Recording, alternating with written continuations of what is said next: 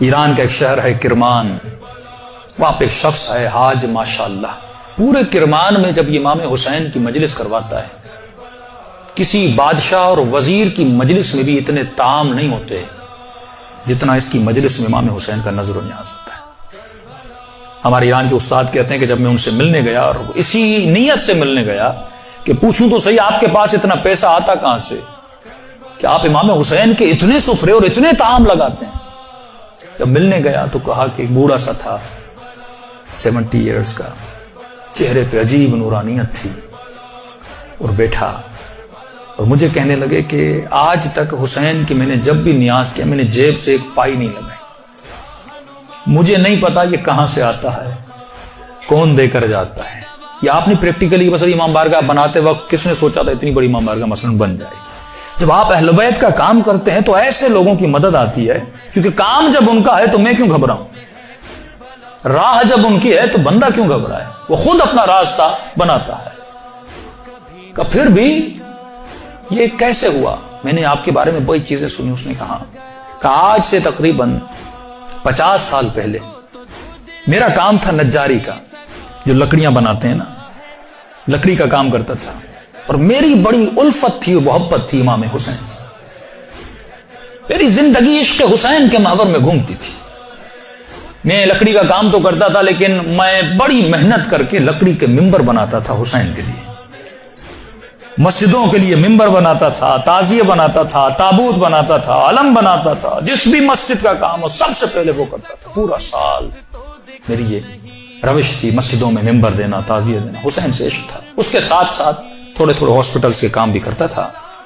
ایک دن کام کرتے کرتے اچانک مجھے اپنی کڈنیز میں بہت تکلیف ہوئی، میں نے درد کو دیکھے اندیکھی کر دی، 2-3 ہفتے گزرے، تکلیف بڑھتی گئی، یہاں تک ایک دن اتنی تکلیف ہوئی میں بے ہوش ہو کے گر گیا۔ مجھے ہاسپٹل لے جایا گیا، ڈاکٹرز نے مجھ سے کہا کہ کب سے تکلیف ہے؟ میں نے کہا 2 ہفتے سے تکلیف پڑ گئی ہے۔ انہوں نے کہا جلدی جا کر اپنے یورین کے ٹیسٹ دو۔ جب یورین ٹیسٹ دینے گیا تو میرا یورین ہی نہیں آ رہا تھا۔ پھر ڈاکٹر نے ایک انجیکشن لگا، کہا آج کے بعد گھر چلا جا، نہ تجھے چلنا ہے نہ تجھے کام کرنا ہے، بس بستر پہ سیدھا ہو کے لیٹ جا۔ کہ جب گھر پہنچتے پہنچتے میرے پاؤں پھول گئے۔ اور کہتا ہے کہ مولانا اس دن کا سونا 4 سال تک میں اسی طرح بستر پہ سویا رہا، 4 سال تک میں بستر سے اٹھ نہیں سکا، بدن پھول گیا، نہ ہاتھ ہلا سکتا ہوں نہ پاؤں ہلا سکتا ہوں، یہاں تک کہ میں نے آنکھوں سے دیکھنا بھی چھوڑ دیا، بس مجھے کانوں سے آوازیں سننے آتی تھی۔ کہ جب اس تکلیف میں پہنچا نا، اپنے جتنے رشتہ دار تھے سب چھوڑ کے چلے گئے۔ ایک میری بوڑھی ماں تھی، لوگ میرے قریب نہیں آتے تھے کہ یہ بیمار ہے اس کے قریب نہیں جاؤ، لیکن میری بوڑھی ماں میری خدمت کرتی رہی۔ ماؤں کی قدر کرو جب تک زندہ ہے، اور زندہ نہیں ہے نا تو کم از کم ہفتے میں ایک بار قبر پہ ضرور جایا کرو۔ مرنے کے بعد بھی ماؤں کی دعائیں بچوں کو ضرور لگتی ہیں۔ کہ اس ماں نے میری خدمت ایسے کی جیسے میں بچہ تھا۔ کہ ایک دن مجھے یہ ہو گئے ہاسپٹل آنا جانا، بدن بہت پھول گیا، کھال بالکل نرم ہو گئی۔ کہ ہاسپٹل لے جایا گیا، ڈاکٹر نے جب مجھے پلٹا تو میری پیٹھ پہ کیڑے پڑ چکے تھے، کیونکہ بدن نرم ہو چکا تھا۔ میری ماں ڈاکٹر کو کہتی تھی بیٹے کو پانی پلاؤں، کہتا تھا نہیں، بس چمچ کو گیلا کر کے اس کی زبان پہ رکھو۔ کہا 4 سال میں نے وہ پیاس چکھی جس کو سوچ کے میں حسین پہ روتا تھا۔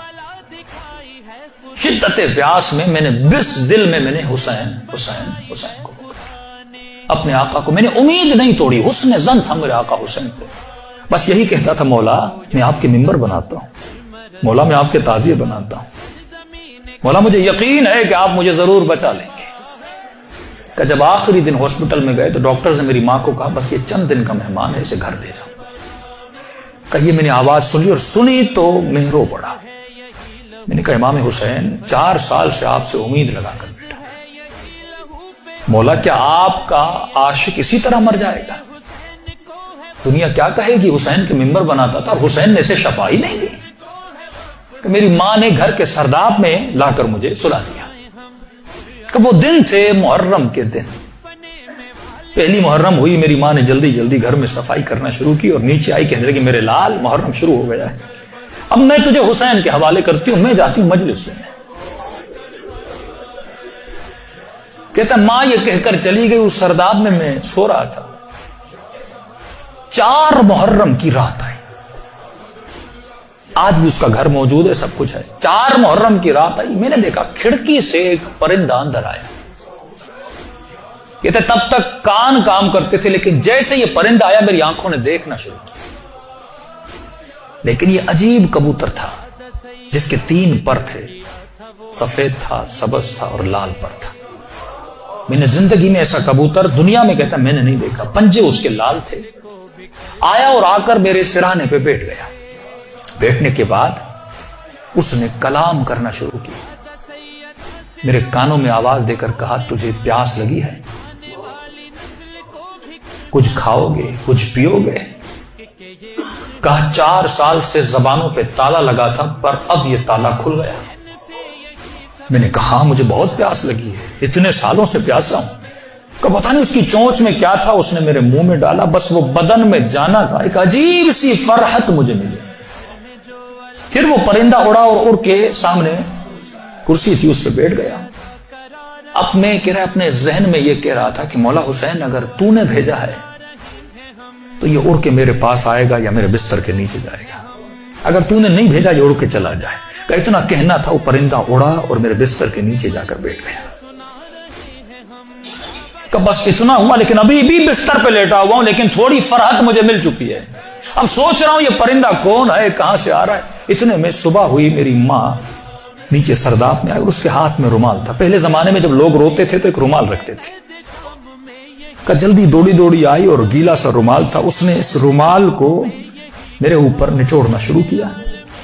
تو میں نے کہا کہ اماں یہ کیا ہے؟ کہا یہ حسین کے غم میں جو آنسو بہا ہے نا، تیرے بدن پہ مل رہی ہے تاکہ خدا تجھے شفا دیتے۔ کہ یہ کہہ کر میری ماں چلی گئی۔ جیسے جا رہی تھی میں نے کہا اماں اگر زحمت نہ ہو، ایک کبوتر ہے اس بستر کے نیچے، اگر زحمت نہ ہو اس کے لیے تھوڑا دانا اور پانی رکھ لو۔ ماں نے کہا کبوتر کہاں سے؟ کہا بس رکھ لو۔ کہ ماں آئی اور اس نے نیچے دانا رکھا، پانی رکھا، چلی گئی۔ کہتے غالباً 10 محرم کا دن ہوا، اب یہ 10 یا 14 اس کے بیچ میں کہتا ہے دن ہوا۔ عاشورہ کا دن ہوا۔ میں نے کہا مولا حسین آپ کی عاشورہ بھی آ گئی، اب بھی مجھے شفا نہیں دو گے؟ کہا رو ہی رہا تھا کہ اچانک میرے کمرے کا دروازہ کھلا اور میں نے ایک نورانی شخص کو اندر آتے ہوئے دیکھا۔ کہ تب بستر کے ساتھ جو کرسی تھی وہاں آ کر بیٹھ گئے۔ بس میں نے چہرہ دیکھ کے سمجھ گیا یہ میرا حسین ہے۔ کہتا مجھے نہیں پتا میں نے کیسے سمجھا، لیکن میں نے دیکھا، میں سمجھ گیا میرا آقا حسین ہے۔ کہہ رہا جیسے میں نے امام حسین کو دیکھا، خود کہتے میں نے مولا کا یہ بازو پکڑ لیا اور بازو کو پکڑ کے میں نے حسین کو لپٹنے کی کوشش کی۔ کبھی بازو کا بوسہ لے رہا تھا، کبھی ہاتھوں کا بوسہ لے رہا تھا۔ لیکن کہتا جب میں نے ہاتھ دیکھے نا تو مولا کی انگلیاں کٹی ہوئی تھی۔ میں نے کہا میں قربان جاؤں میرے آقا، 4 سال سے انتظار میں، میری جان آپ پہ فدا مولا، اتنی دیر لگا دی اپنی زیارت کرنے۔ امام حسین نے اپنا ہاتھ میرے سر پہ پھیرنا شروع کیا۔ کہا آج ماشاءاللہ ہم آ گئے، ہمارا انتظار تھا، ہم آ گئے، تیرا انتظار ختم ہو گیا، بتا تجھے کیا چاہیے؟ میں نے کہا میں نہیں بتاؤں گا، آپ کو پتا ہے مجھے کیا چاہیے، آپ میرے حال کو دیکھ رہے، میں زبان سے کچھ نہیں مانگوں گا، آپ کو پتا ہے کہ مجھے کیا چاہیے۔ کا اتنا کہنا تھا، حسین نے میرے وجود پہ ہاتھوں کو پھیرنا شروع کیا، میرے ہاتھوں کو پھیرا، میرے کاندھوں کو پھیرا، میرے جسم پہ ہاتھ لگائے۔ کہا آج ماشاءاللہ جو تجھے چاہیے تھا حسین نے دے دیا۔ میں نے کہا آپ کا بہت شکریہ۔ کہ مولا میں نے ایک نظر کی تھی۔ کیا کی تھی آج ماشاءاللہ؟ مولا میں نے نظر کی تھی اگر آپ مجھے شفا دیں گے میں 10 دن آپ کا نیاز کروں گا، 10 دن مجلس کروں گا اور 10 دن آپ کا نیاز کروں گا۔ امام حسین نے کہا آج ماشاءاللہ 10 دن اپنی طرف سے کرنا، 8 دن میری طرف سے کرنا۔ کہ مولا 8 دن کس چیز پہ؟ کہ آج ماشاءاللہ 10 دن تو حسین کے لیے کرے گا اور 8 دن میری طرف سے میری اماں زہرا کے لیے کرے گا۔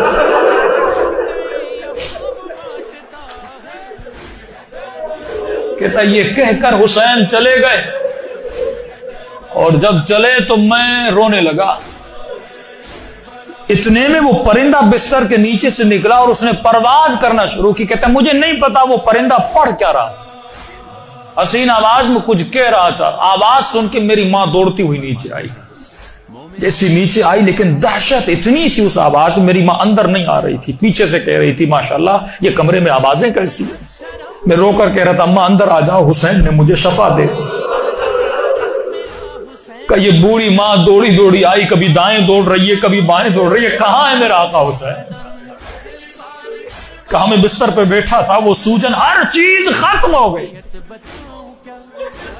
کہ یہاں تک وہ کبوتر پرواز کر کے چلا گیا. یہ بوڑھی کبھی کرسی کے بوسے لے رہی ہے, کبھی بیٹوں کے ہاتھوں کو چوم رہی ہے. یہاں میرے حسین کے ہاتھ لگے تھے. روتی ہوئی جب صحن میں آیا, ہمسایوں نے سمجھا یہ مر گیا ہے. دوڑے دوڑے آئے کہ ماں رو رہی ہے, شاید بیٹا مر گیا ہے. لیکن جب پہنچے کیا دیکھا, اسے حسین نے زندگی عطا کر دی تھی. کی منزلت بتائی ہے خدا نے, کربلا کی منزلت بتائی ہے خدا نے. ظلم ہو یا ہو قضا, مرض کی ہے دوا, زمین کربلا کی خاک بھی شفا ہے. کربلا میں کربلا